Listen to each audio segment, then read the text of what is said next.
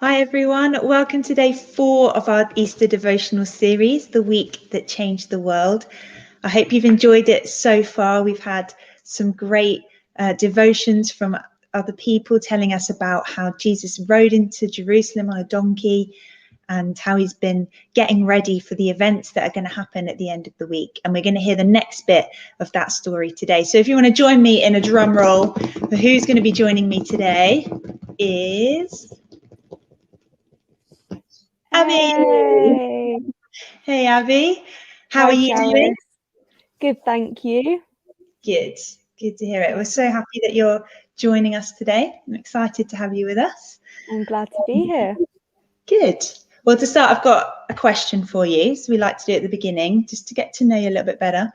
So if you had a superpower, what would it be and why? I would definitely go for invisibility because how cool would it be to be able to just ride your bike down the road and everyone would be looking and they'd be like, there's just a bike going down the road by itself. Or you could just pick up a cup and confuse everyone because it'd just be like a floating cup, or you could do all kinds of things, trick people. You could get into lots of mischief with that, yes. Exactly. I Lots of Great. fun. Well, thank you. Thanks so much again for being here to do the devotion. I'll hand over to you. Fab. Well, today, everybody, we're looking through Matthew 26, verses 17 to 30. So I'm going to read them for you now. You ready? Here we go.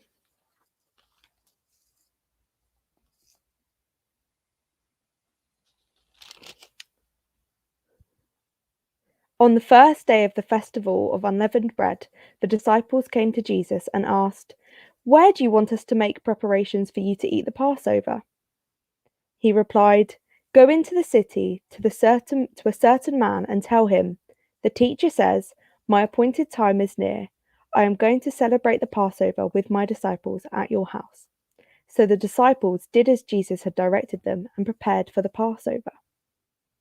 When evening came, Jesus was reclining at the table with the 12. And while they were eating, he said, "Truly, I tell you, one of you will betray me." They were very sad and began to say to him, "Surely you don't mean me, God?" Jesus replied, "The one who has dipped his hand in the bowl with me will betray me. The Son of Man will go just as it is written about him. But woe to that man who betrays the Son of Man. It would be better for him if he hadn't been born." Then Judas, the one who would betray him, said, "Surely you don't mean me, Rabbi?" Jesus answered, "You have said so."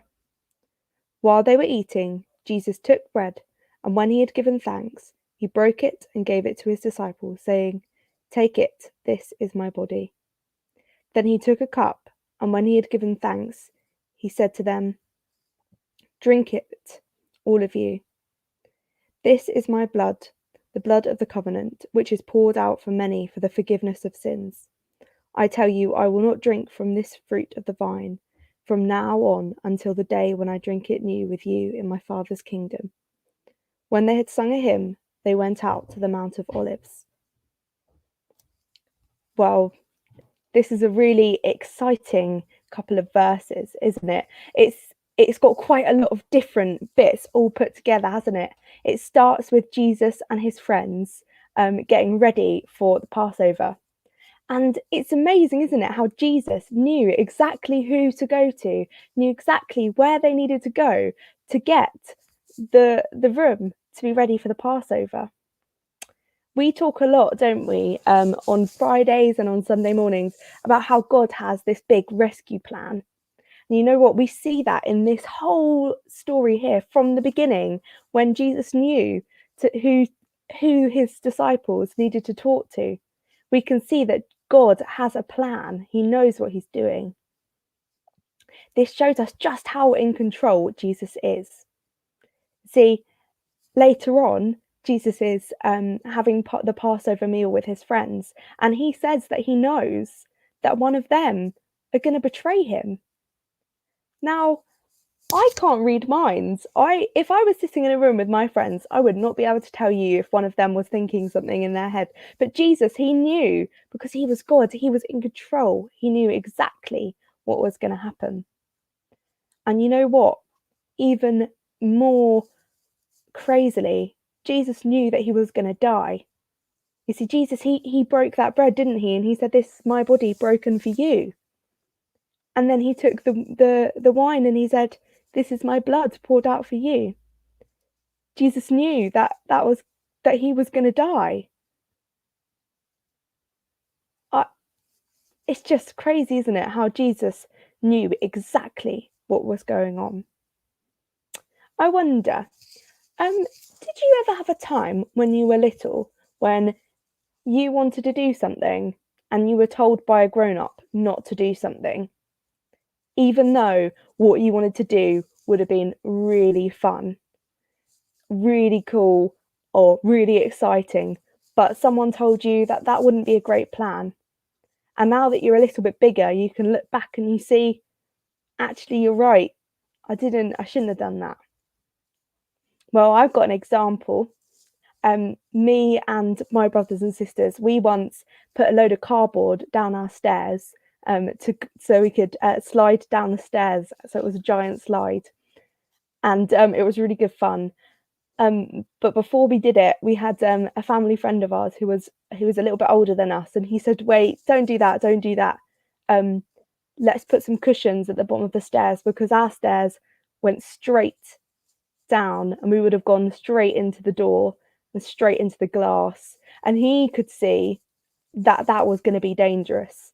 So you see, even though it looked like it was an exciting thing to do, actually, that wasn't a very sensible plan. I wonder if anything like that has happened with you.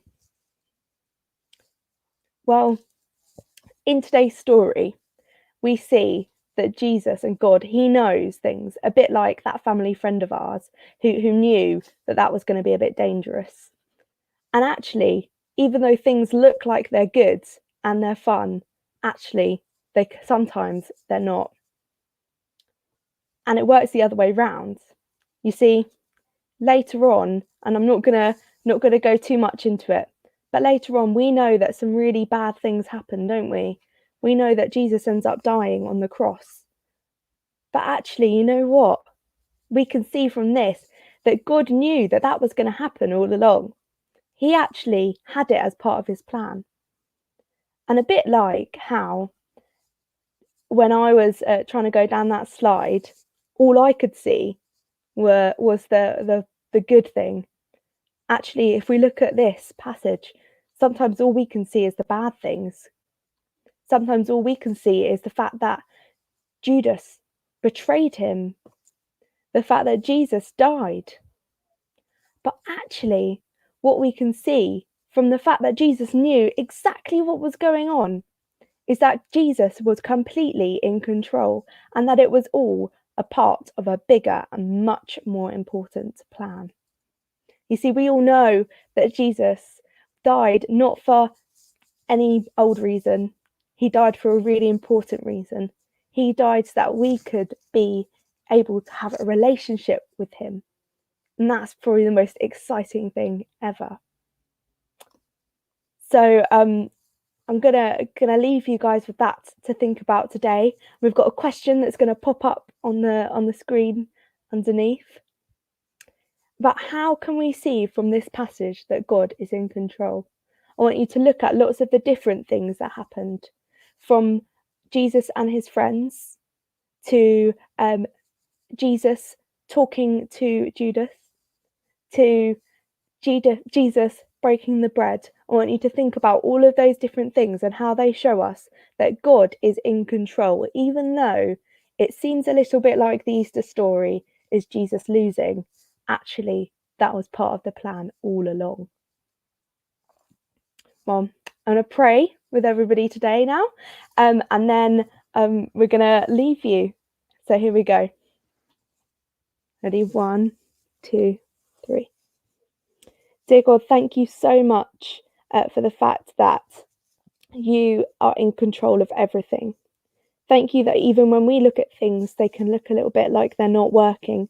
Actually, it was all part of your plan. God, thank you that you're in control of our lives as well as everything else. Help us to remember how powerful and in control you are. God, help us to remember how amazing you are, and help us to praise you. In your name, amen. Amen. Amen. Oh, thanks, Abbie. Isn't it amazing to see how God is in control, even when it looks like it was all going wrong for Jesus? And we're going to hear a bit more about that in the next few days. So before we go, we want to leave you with a silly challenge for the day. And today, I think what would be fun would be for you to make up a word, just completely made up by you, and then convince someone that it's a real word. So you've got to think of the word, and then you've got to also think of what it might mean. How would you use it in a sentence? And then try and convince someone in your everyday conversation that, no, this is a real word. How have you never heard of it before? And see if you can get them to learn your new word today. So that's your challenge. See if you can get that going today. But we'll leave you with that, and we'll see you all tomorrow. Hope you have a good day. Bye.